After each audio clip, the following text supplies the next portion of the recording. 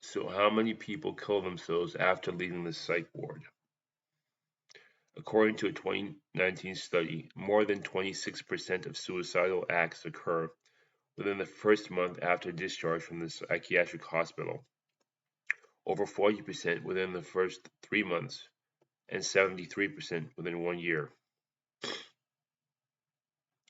The rate of suicide after discharge from the psychiatric hospitals and wards is very high. A recent U.S. study reported a suicide rate of 178 per 100,000 persons in the first 3 months after discharge. Not even after the first year, but just the first 3 months. A figure that is approximately 15 times the U.S. national suicide rate.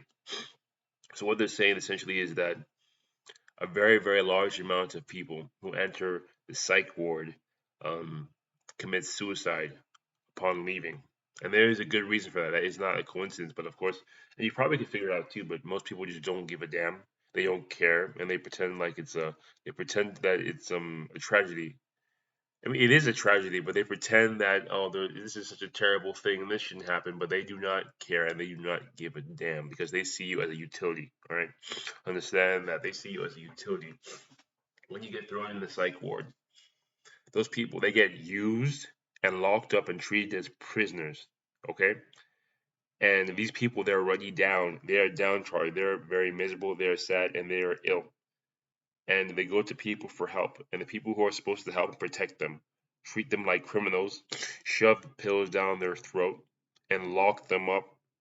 Pretty much strip them of all of their personal belongings, their iPods, their music players, anything like that. It's pretty much a softcore form of prison. And they kick them out. They discard them. So after being treated like that over again, yeah, you're probably gonna want to die. Many of them, you know. So I made a video talking about that many years ago that I'm going to show you right now. Alright, this next video topic is going to be about something which I see is very important and personal to me because I've experienced it myself. It's about the psych ward. What you people are actually doing there. It's a money-making business because you people, unfortunately, you humans, you're all slaves to money. Some people are involuntarily because you don't ever have to sell your soul to money, alright? Don't. Alright? Don't sell your soul to money.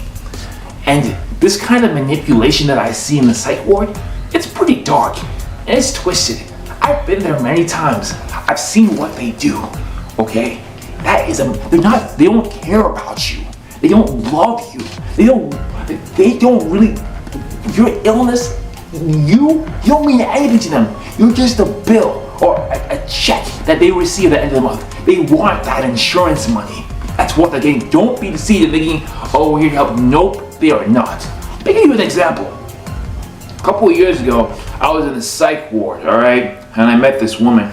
You can tell she was like a little bit off because the way she spoke, she spoke like a child. You can tell she's intelligent, but to her, getting abused was like a joke. She'll say, I got abused, and she'd be laughing while saying it. Like, you can tell that life hurt her and hurt her badly.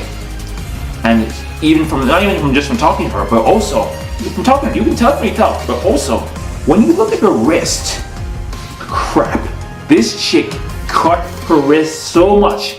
I was thinking to myself, whoa, why aren't you dead? You need some serious help. Someone here needs to give you special attention.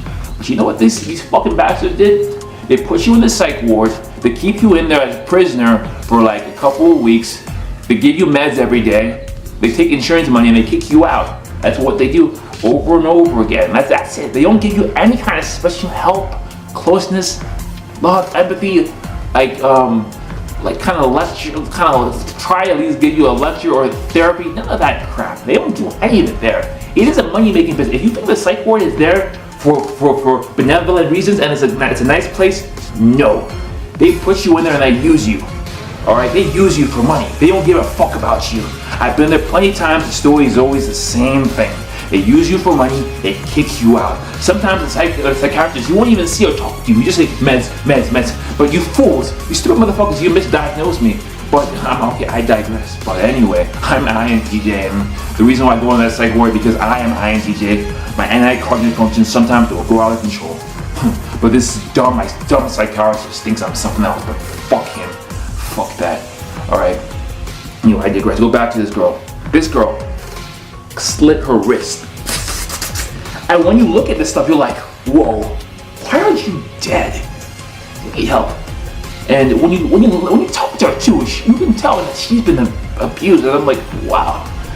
And she seemed like a nice soul too. And I'm thinking to myself, wow, like this innocent human gets born into this world with these people, and you treat her like this? Oh my God, this isn't right.